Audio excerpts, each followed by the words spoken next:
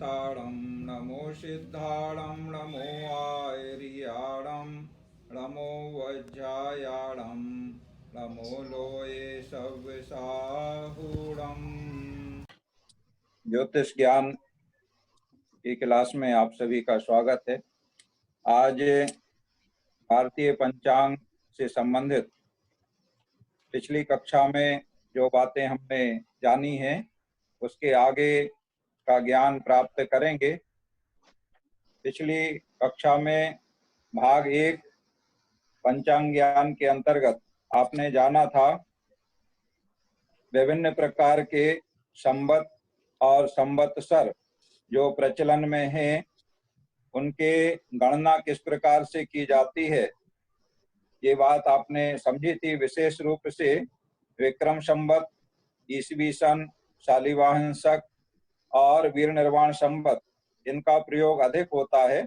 अन्य जो संवत हैं उनका प्रयोग उतना अधिक नहीं होता है, जैसे कृष्ण संवत, कलिकाल संवत, हिजरी सन, पारसी, भारतीय वर्ष, बंगला, फसली, इस प्रकार के बहुत सारे संवत प्रचलन में हैं। कुछ जो अधिक प्रचलन में है उनके बारे में हमने आपको विस्तार से बताया था। हिंदू दिन की जो शुरुआत होती है, जैसे ज्योतिष में हम लोग देखते हैं सूर्योदय से दिन प्रारंभ होता है और अगले सूर्योदय तक दिन रहता है, मतलब 24 घंटे का जो समय है। इसी प्रकार मुस्लिम तिथि प्रारंभ होती है, वह सूर्यास्त से प्रारंभ होती है और अगले सूर्यास्त तक रहती है।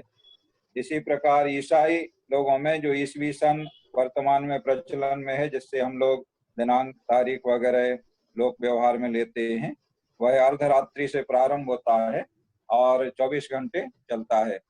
इस प्रकार संवत, सन और दिन के प्रारंभ के बारे में आपने जाना था। और उसके बाद पंचांग के जो 5 अंग हैं, 5 भाग, उनके बारे में हम लोग चर्चा प्रारंभ किए थे। पंचांग के 5 अंगों में तिथि, वार, नक्षत्र, योग और करण, इन 5 के बारे में समझना है। ज्योतिष के महत्वपूर्ण ये 5 अंग हैं जिन्हें पंचांग में दर्शाया जाता है। और आचार्यों ने वर्णन किया है, बहुत अच्छा लिखा है कि ज्योतिष चक्रे तु लोकस्य सर्वस्योक्तम शुभाशुभम ज्योतिर्ज्ञानम तु यो वेद सयाति परमाम गतिम। अर्थात ज्योतिष चक्र संपूर्ण लोक के शुभाशुभ को व्यक्त करने वाला है। ऐसे ज्योतिष शास्त्र का जो ज्ञाता है वह परम कल्याण को प्राप्त होता है। देखो, इससे अपना भी भला हम कर सकते हैं और दूसरों का भी भला हम कर सकते हैं। ऐसा स्व पर उपकार करने वाला ज्योतिष शास्त्र का ज्ञान है, वह आप प्राप्त कर रहे हैं। आप सभी से हमने ये निवेदन किया था, चाहा था कि जितना अधिक आप याद करेंगे उतना ही अधिक ज्योतिष ज्ञान आपको लाभदायक होगा, कारगर होगा और आपकी धारणा बुद्धि और मजबूत बनेगी। तो आज पुनः हम ये बात आपसे कहेंगे कि जो कुछ जैसे अभी लाइव क्लास में आप सुन रहे हैं, तो एक बार सुनने से याद नहीं होता है, थोड़ा सा समय आ जाता है। और यह संपूर्ण ज्ञान जो लाइव क्लास में आपको बताया जा रहा है, यह YouTube में वीडियो चैनल पर आपको प्राप्त हो जाता है वीडियो, तो उसे आप बार बार सुने। बार बार सुनने से क्या होता है कि आपको याद रहता है और उसमें जितना अधिक आप सुनेंगे उतना ही अच्छे तरीके से आपको समझ में आ जाएगा। उसके बाद भी अगर कोई बात समझ में नहीं आ रही है तो आपके लिए बताया गया है कि आप व्हाट्सएप पर अपना प्रश्न लिखें, जो चीज आपको समझ में नहीं आई है तो उसके बारे में विस्तार से आपको पृथक से बता दिया जाएगा। अब हम अपनी बात को आगे बढ़ाते हैं। आज पंचांग में हम देख रहे हैं दिन किस प्रकार से घटता है और बढ़ता है। आपसे भी हम ये अनुरोध करना चाहेंगे कि पंचांग सभी ने अपने पास रखा होगा, उन्हें नहीं रखा है, वे एक पंचांग प्राप्त कर लें, जहां से भी उपलब्ध हो सकता है। और हर अच्छे ज्योतिषी के लिए प्रायः प्रतिदिन पंचांग अवश्य देखना चाहिए। उससे स्वभाव का ज्ञान होता है और बहुत सारी जानकारी आपको याद रहती है, जिससे कोई भी घटना, कोई भी बात आपसे पूछी जाए तो तत्काल आप उसके बारे में कुछ जानकारी किसी को दे सकते हैं। आज पंचांग देखने में ये बात हमें समझ में आ रही है कि अभी पिछले 24 सितंबर अष्टमी से दिन छोटे होना और रात बड़ी होना प्रारंभ हुए हैं। जैसे पिछले सत्र में हमने आपको बताया था कि दिनमान और रात्रिमान मोटे तौर पर हम देखें तो 12 घंटे का दिन और 12 घंटे की रात्रि, या घटी पल में हम बात करें तो 30 घटी का दिन और 30 घटी की रात्रि, इस तरह 60 घड़ी का अहोरात्र होता है। तो 30 घटी से जब कम का दिनमान होता है तो वहां से दिन छोटा और रात बड़ी, माने दोनों मिलाकर के तो 60 घड़ी होना है, तो 30 घड़ी से कम होना प्रारंभ हुए हैं अभी अष्टमी से। अष्टमी माने 24 सितंबर से 29 घड़ी और 59 पल का दिनमान रहा है अष्टमी को। इसके पहले 30 घड़ी और उससे ज्यादा का दिनमान रहा है, माने दिन बड़े हो रहे थे और रात्रि छोटी हो रही थी। विशेष रूप से सबसे छोटे दिन या सबसे बड़े दिन की अगर हम बात करें तो पंचांग में हमने अवलोकन किया तो इसमें हमने ये पाया कि सबसे छोटा दिन 26 घड़ी और 3 पल का दिन रहा है 21 दिसंबर 2020, अभी माने आने वाला है। और 21, 22, 23, 24 चारों दिन एक समान 26 घड़ी और 3 पल का दिन रहेगा। और बड़े दिन की अगर हम बात करें तो 33 घड़ी और 57 पल ये पंचांग में दिया रहता है, जो बिल्कुल शुरू में ही दिया होगा पहली पंक्ति में, या आगे पीछे भी हो सकता है, हर पेज पे दिया रहता है प्रतिदिन का दिनमान। तो 20 जून 2020 को 33 घड़ी और 57 पल का दिन रहा और लगातार 20, 21, 22, 23, 24 ये 5 दिन बराबर एक समान दिन रहा। तो जब दिन बड़ा होगा तो रात्रि उतनी कम होगी और दिन छोटा होगा 30 घड़ी से तो रात्रि उतनी बड़ी होगी। इस प्रकार से दिन छोटे होना और या रात्रि छोटी होना ये घटना पंचांग में प्रायः दिया रहता है, तो उससे हम जान सकते हैं। आज की तिथि के बारे में हम बात करें, जैसे तिथि पंचांग का पहला भाग है और पिछले सत्र में ये बात हमने आपको बताई थी कि तिथि कहते किसी हैं। 15 तिथि कृष्ण पक्ष की और 15 तिथि शुक्ल पक्ष की, ये तो आप सभी जान ही रहे हैं। इस प्रकार से एक माह पूर्ण हो जाता है। कृष्ण पक्ष में 15वें दिन को अमावस्या कहते हैं और शुक्ल पक्ष में पूर्णिमा कहते हैं। और बाकी तिथियों के जो नाम है प्रथमा, द्वितीय, चतुर्दशी तक, वो दोनों पक्ष में एक समान होते हैं। और इन तिथियों के स्वामी हर तिथि के, जैसे नक्षत्र के भी अलग अलग स्वामी हैं, ऐसे ही तिथि के अलग अलग स्वामी हैं। तो पुस्तक में आप देख करके हर तिथि के स्वामी और स्वामी के नाम के अनुसार इनका शुभाशुभ का विचार किया जाता है। जब जैसे कोई मुहूर्त वगैरह निकालना है या किसी का शुभाशुभ के बारे में विचार करना है तो उस तिथि के स्वामी शुभ होते हैं, तो वह तिथि शुभ फल देने वाली होती है और अशुभ स्वामी के अनुसार अशुभ फल देने वाली होती है। पिछले सत्र में आपने ये भी जाना था कि एक तिथि का मध्यम मान कितना होता है। तो चंद्रमा की एक कला एक तिथि कहलाती है और चंद्र और सूर्य के जो अंतर अंश होते हैं उनका मान एक तिथि होती है। तो तिथि का मान थोड़ा कम और ज्यादा वो चंद्र और सूर्य के अंतर मानों के अनुसार हो जाता है, पंचांग में तिथि का मान दिया रहता है। माने जैसे आज एकादशी है तो एकादशी कितने बजे तक है, आज के महावीर पंचांग में हम देख रहे हैं तो आज रात्रि 9:25 तक इस महावीर पंचांग के अनुसार एकादशी तिथि है। उसके बाद द्वादशी तिथि प्रारंभ हो जाएगी। आपके पंचांग में इससे थोड़ा अंतर हो सकता है, आप अपने अपने पंचांग को देखेंगे। जैसे ये महावीर पंचांगम हम देख रहे हैं, पिछली बार भी हमने आपको दिखाया था, तो इसमें महावीर पंचांगम में काशी में जो सूर्योदय है, काशी के ग्रह की स्थिति के अनुसार वर्णन पूरा दिया गया है।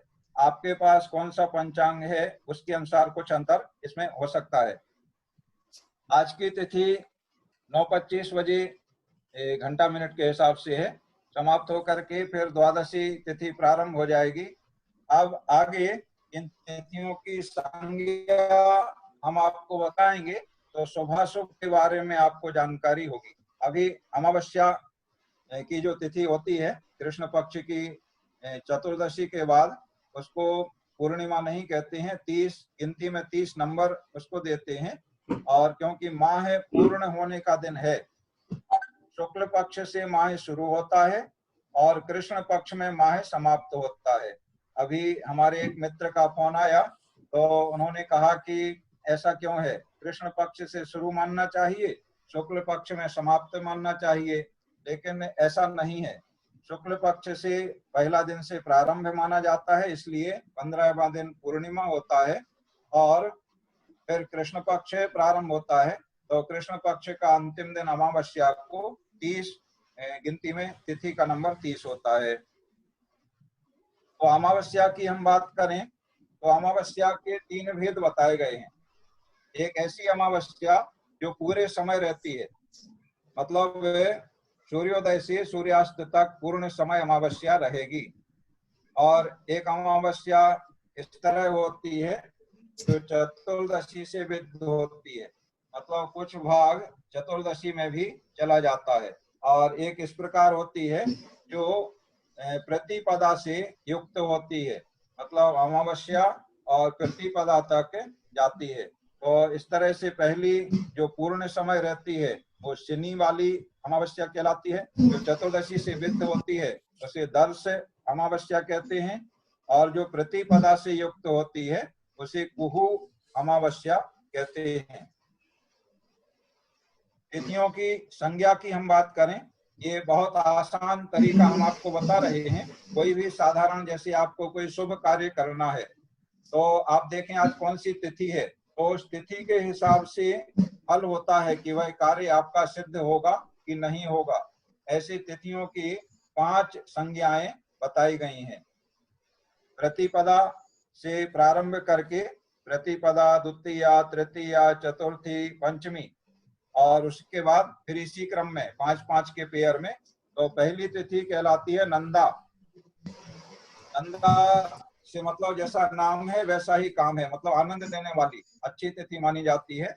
तो कोई भी शुभ कार्य करना है, प्रसन्नता का उत्सव का कार्य करना है, तो नंदा तिथि में करेंगे तो वह आपको हर्ष और आनंद देने वाला होता है। जो भी जातक कार्य को करेगा उसी की हर्ष की वृद्धि होगी, आनंद की वृद्धि होगी।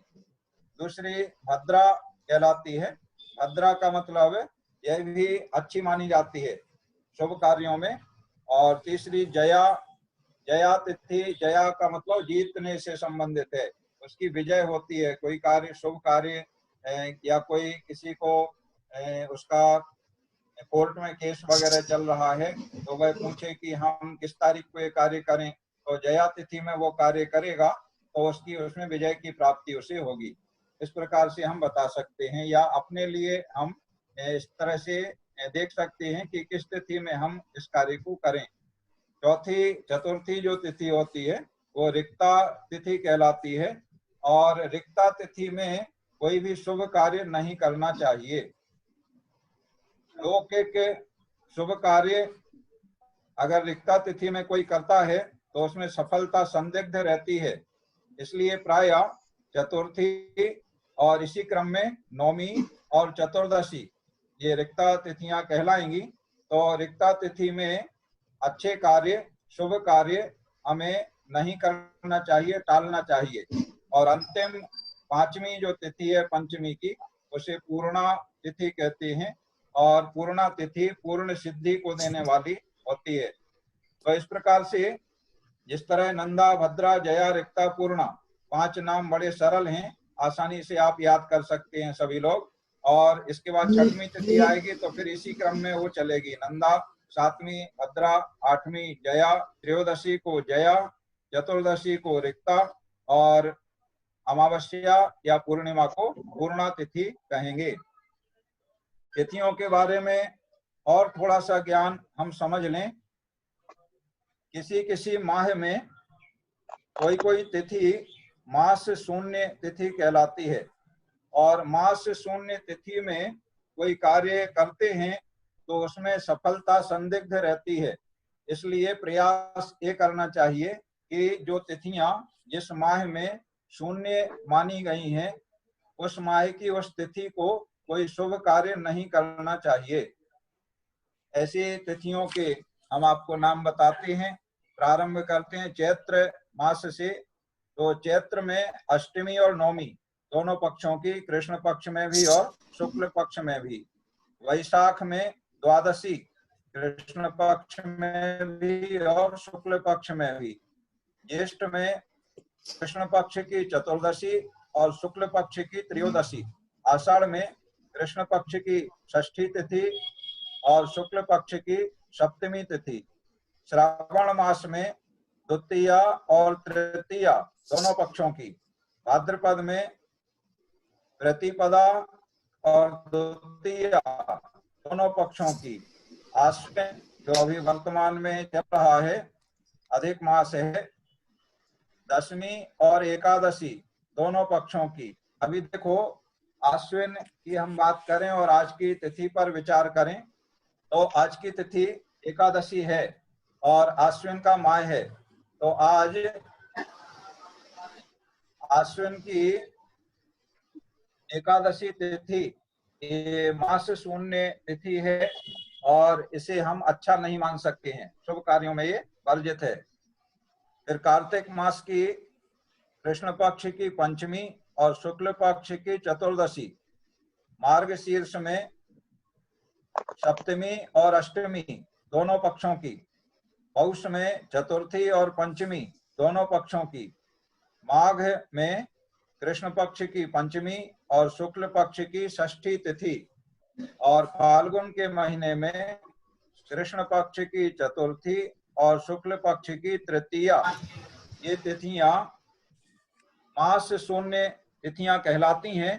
तो प्रयास ये होना चाहिए कि इन तिथियों में कोई शुभ कार्य ना किया जाए, क्योंकि इनमें सफलता संदिग्ध रहती है। देखो, अकेले तिथि के अनुसार निर्णय नहीं लिया जा सकता है। अभी आप तिथि के बारे में पढ़ रहे हैं, इसलिए हम तिथि के बारे में आपको बता रहे हैं।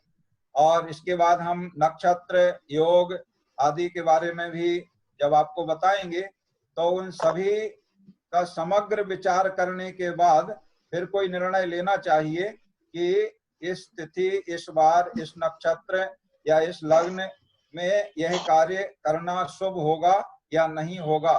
इस प्रकार से समग्र विचार करने के बाद अंतिम निर्णय लिया जाता है। मास शून्य तिथियों के बाद हम बात करते हैं, कुछ तिथियां ऐसी होती हैं जो तिथि और वार के संयोग से सिद्धि को देने वाली बन जाती हैं, जिन्हें सिद्धि योग कहते हैं।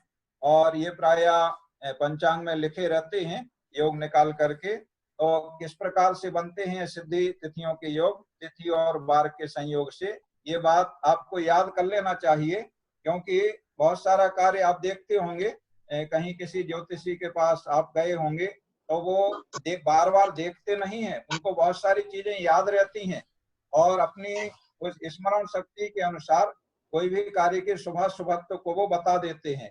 और सामने वाले को ऐसा लगता है कि अरे ये पंडित जी तो बहुत चमत्कारी हैं, इन्होंने तो बिल्कुल क्षण भर में हमारी बात को बता दिया या इतना अच्छा बताया, हमारा कार्य सिद्ध हो गया। तो इस प्रकार की दिव्य शक्ति इस प्रकार की चमत्कारी शक्ति आपको प्राप्त हो सकती है, वो तब प्राप्त होगी जब आप स्मरण रखेंगे। ऐसे भी नीति शास्त्र में कहा गया है कि पुस्तकेषु तु या विद्या परहस्ते गतम धनम कार्य काले समुत्पन्ने न स विद्या न तद्धनम। जो पुस्तक में रखी हुई विद्या है वह समय पर कार्य नहीं आती है, और परहस्ते गतम धनम, दूसरे को दिया हुआ धन आपकी जेब में नहीं है, आपके घर में नहीं है, किसी को दिया है, कितना भी धन आपके पास है, लेकिन अभी आपको जरूरत पड़ी तो फिर वह तत्काल काम में नहीं आता है। इसलिए विद्या अपने कंठ में होना चाहिए, तो जितना अधिक आप स्मरण करें, याद करें, उतना आपके लिए लाभदायक होगा। तो सिद्धा तिथियों की हम बात कर रहे हैं, एक एक दिन के हिसाब से हम देखें। मंगलवार से शुरू होता है। मंगलवार को तृतीया, अष्टमी और त्रयोदशी माने 3, 8, 13 ये जया तिथियां हैं। अभी आपने नंदा, भद्रा, जया, रिक्ता, पूर्णा, ये 5 तिथियां जो पड़ी हैं, तो जया में आता है 3, 8, 13। तो मंगलवार को ये तिथि जया तिथि पड़ती हैं, तो यह सिद्धदायक सिद्धा तिथियां कहलाती हैं। इसके बाद बुधवार को हम बात करें तो भद्रा तिथि, भद्रा का मतलब द्वितीया, सप्तमी और द्वादशी, ये बुधवार को अगर पड़ जाएं तो ये सिद्धिदायक तिथियां होती हैं, बहुत अच्छा फल देने वाली होती हैं। इसी प्रकार गुरुवार को पूर्णा तिथि, पूर्णा तिथि में पंचमी, दशमी और अमावस्या या पूर्णिमा, ये गुरुवार को अगर हैं तो सिद्धि देने वाली होती हैं। शुक्रवार को नंदा, नंदा माने पहली तिथि, तो प्रतिपदा, षष्ठी और एकादशी ये शुक्रवार को हैं, तो ये सिद्धि देने वाली तिथियां कहलाती हैं। और शनिवार को रिक्ता तिथि। देखो, अब अगर आपने रिक्ता तिथि जान करके और ये निर्णय ले लिया कि आज रिक्ता तिथि है, आज कोई कार्य नहीं करना है, आज कार्य शुभ नहीं होगा, तो यहाँ पर आपको विचार करने की आवश्यकता है कि रिक्ता तिथि अगर शनिवार को पड़ जाए तो वह अपना अशुभत्व को छोड़ करके शुभ देने वाली तिथि बन जाया करती है। इसलिए शनिवार को रिक्ता तिथि में किया गया कार्य सिद्धि को देने वाला होता है। तो शनिवार को चतुर्थी, नौमी या चतुर्दशी की तिथि रिक्ता तिथि पड़ रही है, तो उस दिन कार्य को अवश्य करना चाहिए, वह कार्य सफल होगा। तो जो रिक्ता तिथि थी, जो कार्य को बिगाड़ने वाली थी, जिसमें कार्य सफल नहीं होते थे, उसके लिए भी शनिवार का दिन, माने दोनों शनि ऐसे क्रूर होता है, अशुभ होता है कई मामलों में, और रिक्ता तिथि के साथ जब मिल जाता है तो वह शुभ फल देने वाला बन जाता है। अब हम बात करते हैं, कुछ तिथियां ऐसी हैं जो तिथि और वार के संयोग से अशुभ फल देने वाली बन जाती हैं। ऐसी तिथियां हैं 3 प्रकार की, जिन्हें दग्धा, विष और होतासन ये संज्ञा दी गई है ज्योतिष शास्त्र में। तो रविवार को द्वादशी है तो दग्धा तिथि बन जाएगी। द्वादशी दग्धा भी है और होतासन भी है रविवार को। अभी हम आज की तिथि के बारे में विचार कर रहे हैं। तो जैसे अभी हमने आपको बताया था कि आज रात्रि 9:25 तक एकादशी है, उसके बाद द्वादशी प्रारंभ हो जाएगी। तो द्वादशी प्रारंभ हो जाएगी और उसके बाद कल आज रविवार का दिन है।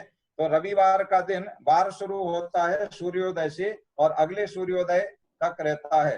तो वार रविवार ही चलेगा, 9:25 रात्रि के बाद भी सारी रात्रि रविवार रहेगा और तिथि द्वादशी हो जाएगी लगभग 9:30 बजे से। तो द्वादशी और रविवार का योग बनने से रात्रि 9:30 बजे से सूर्योदय के पहले तक का समय इसे शुभ काल नहीं मान सकेंगे, क्योंकि ये दग्धा और होतासन संज्ञा के योग बना रही हैं रविवार और द्वादशी मिलकर के।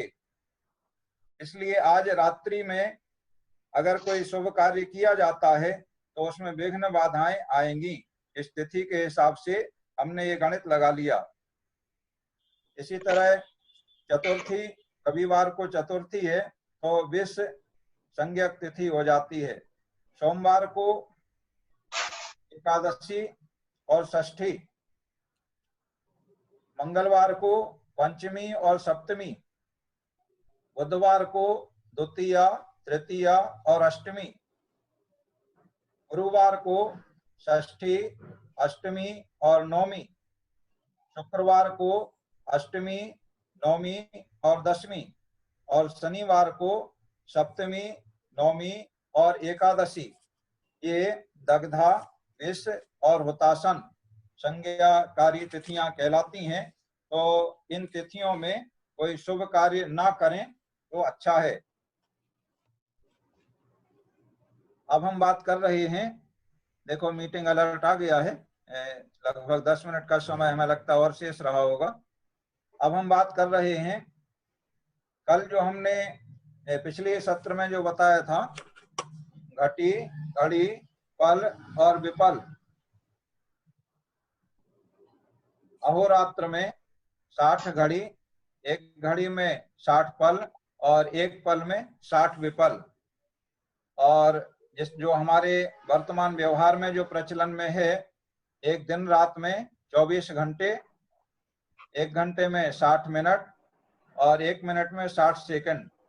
अब घड़ी से मिनट बनाने का हम यहाँ पर देखें किस प्रकार से हम बनाएंगे। तो घड़ी का हम हिसाब लगाएं तो जैसे 24 घंटे में 60 घड़ी हैं या 60 घड़ी बराबर 24 घंटे हैं, तो एक घड़ी में घंटे मिनट में हम बदलेंगे घड़ी को, तो एक घड़ी बराबर होगा 24 मिनट, एक घड़ी बराबर 24 मिनट। और अब हम मिनट घड़ी के बाद देखें पल, तो एक पल बराबर होंगे 24 सेकेंड। इसके उल्टे क्रम में हम चलें,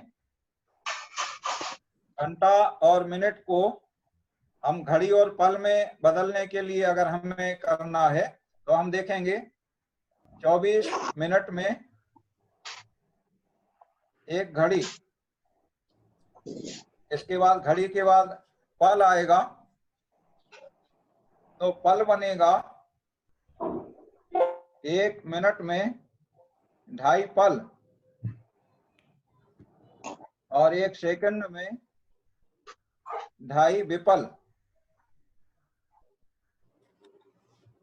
इस तरह से हम घंटा, मिनट, सेकंड को घड़ी, पल और विपल में परिवर्तन कर सकते हैं। इस तरह है तिथि के बारे में हमने आपको बताया है। अब नक्षत्र की हम बात करें, जिस प्रकार से संपूर्ण क्रांति व्रत में 12 राशियां होती हैं, जिनको नक्षत्रों के नाम और 4 चरण के अनुसार आपने प्रथम दिवस में ही याद किया है, सभी ने याद कर लिया होगा। जिसको याद नहीं हुआ हो वे लगातार कोशिश करते रहें, जिससे आपको नक्षत्र के चरण के अनुसार राशियों का ज्ञान याद हो जाए। जैसे चूचे, चोला, अश्विनी, लीलू, लेलो, भरणी, तो अश्विनी, भरणी ये 4 चरण 8 हो गए, और कृत्तिका का पहला चरण। इस तरह से 9 चरण की एक राशि पहली मेष राशि हो जाती है। तो नक्षत्र की हम बात करें तो जो क्रांति व्रत, माने जो आपको बताया था कि ऐसे आप अपनी कॉपी में एक व्रत बना लें, गोला बना लें और उसके 12 भाग कर लें। जैसे घड़ी हम देखते हैं, घड़ी का डायल है, तो घड़ी के डायल में 12 भाग हैं, 1 से लेके 12 तक लिखा है। तो भाई घड़ी का जो डायल है, गोल है, वो 360 अंश का है, और उसमें जो एक एक घंटे का जो समय है वो 30-30 अंश पर, 12 के बाद 1, 1 के बाद 2, ये 30-30 अंश के कोण पर बने हुए हैं। तो इसी तरह से एक एक राशि 30-30 अंश पर होती है। और अंश से जो आगे छोटी इकाई होती है, अंश के बाद कला और विकला। तो अंश से हमें कला बनाना है और कला से विकला बनाना है। तो जैसे एक राशि 30 अंश की है, अंश को ऊपर एक छोटा शून्य रखते हैं, उस संख्या के ऊपर, उसे अंश कहते हैं। और एक कॉमा टाइप का ऊपर लगाते हैं, छोटी सी डंडी, तो उसे कला कहते हैं। और विकला के लिए दो, जो भी अंक है उसके ऊपर 2 लाइन करते हैं कॉमा जैसी, तो उसे विकला कहते हैं। तो एक राशि में 30 अंश, एक अंश में 60 कला और एक कला में 60 विकला।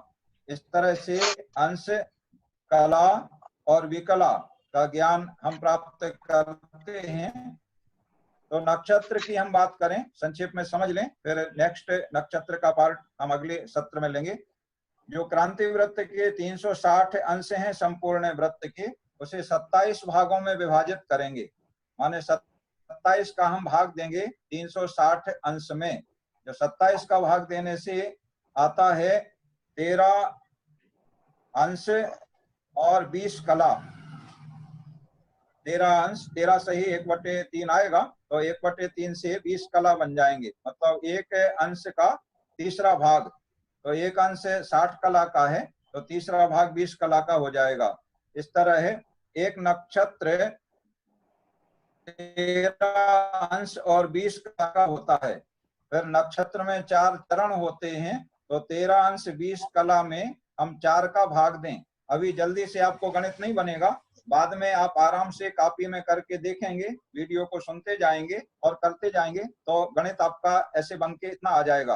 तो जैसे एक नक्षत्र 13 अंश 20 कला का है, उसमें 4 का भाग देंगे, तो नक्षत्र का जो एक चरण है, एक नक्षत्र में 4 चरण होते हैं, तो 13 अंश 20 कला में 4 का भाग दिया, तो 3 अंश और 20 कला आ जाएगा एक चरण का मान।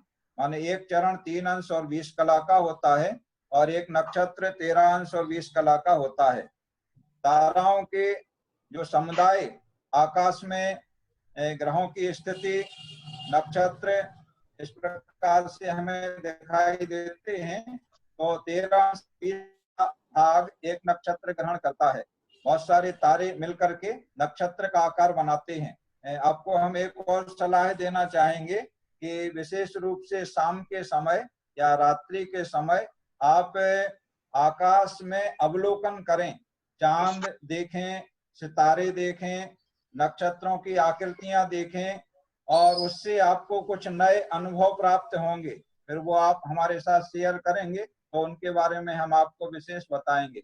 लेकिन ये आप अपनी एक प्रवृत्ति बनाएं, आदत बनाएं कि रात्रि के समय, शाम को चंद्रोदय के समय, और जब भी आपको समय मिले रात्रि में, तो आप आकाश का निरीक्षण किया करें, उससे आपको नए नए अनुभव होंगे। तो जैसे पृथ्वी पर कोई स्थान विशेष, जैसे कोई कहे दिल्ली कहाँ है, तो उसको बताया जाएगा कि इस दिशा में इतने किलोमीटर पर है। ऐसे ही आकाश में नक्षत्र कहाँ है, तो जैसे पृथ्वी पर कोई स्थान है या आकाश में कोई ग्रह कहाँ है, अभी आपसे कहा जाए सूर्य कहाँ पर है, चंद्रमा कहाँ पर है, या अन्य ग्रह कहाँ पर हैं, तो ऐसे बताया जाता है ज्योतिष में कि सूर्य वर्तमान में इस नक्षत्र में है और इतने अंश पर, इतने कला पर है। ऐसे सभी ग्रहों के बारे में बताया जाता है। तो ऐसे 27 नक्षत्र हैं जिनके नाम आपने याद कर लिए हैं, नहीं किए हैं तो अभी कर लेंगे। एक 28वां नक्षत्र होता है जिसे अभिजित कहते हैं, जिसके चरण अक्षर राशियों की गणना में नहीं लिए जाते हैं। पृथक से जू, जे, जो, खा, ये 4 अक्षर अभिजित नक्षत्र के लिए निर्धारित किए गए हैं। और ये अभिजित नक्षत्र उत्तराषाढ़ा के अंत में और श्रवण नक्षत्र के प्रारंभ में, उत्तराषाढ़ा की 15 घड़ी अंत की और श्रवण नक्षत्र के प्रारंभ की 4 घड़ी, ऐसे 19 घड़ी का होता है उत्तराषाढ़ा नक्षत्र। तो इस प्रकार से अभी नक्षत्रों के बारे में और विस्तार से हम आपको आगे बताएंगे अगले सत्र में।